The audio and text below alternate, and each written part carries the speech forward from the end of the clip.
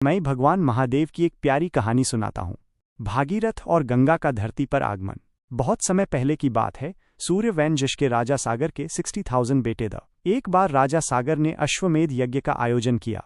यज्ञ के घोड़े को इंद्रदेव ने चुराकर कपिल मुनि के आश्रम में छुपा दिया। राजा सागर के बेटों ने घोड़े को ढूंढते हुए कपिल मुनि के आश्रम तक पहुंच गए। उन्होंने सोचा कि कपिल मुनि ने ही घोड़ा चुराया है और अन्न पर हमला कर दिया। कपिल मुनि अपनी तपस्या में लीन थे।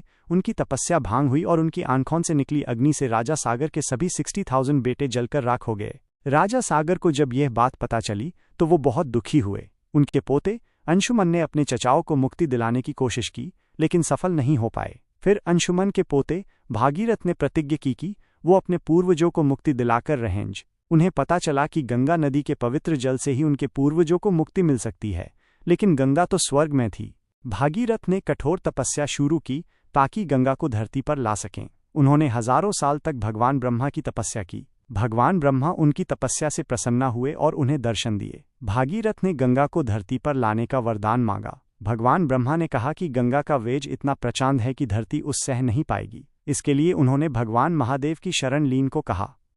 भागीरथ ने भगवान महादेव की तपस्या शुरू की। उन्होंने फिर से कठोर तपस्या की। भगवान महादेव भागीरथ की भक्ति और दृढ़ निश्चय से बहुत प्रसन्न हुए। जब गंगा स्वर्ग से धरती पर उतरने लगी तो उन्होंने सोचा कि वो महादेव को भी बहकर ले जाएंगी, लेकिन महादेव ने गंगा के घमंड को तोड़ने के लिए उन्हें अपनी जटाओं में समाहित कर लिया। गंगा उनकी जटाओं में उलझ कर रह गई।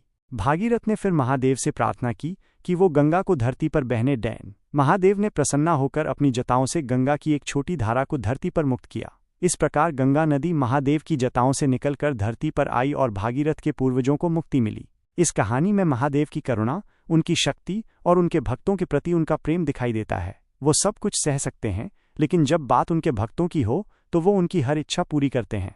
क्या आप महादेव की कोई और कहानी सुनना चाहेंगे?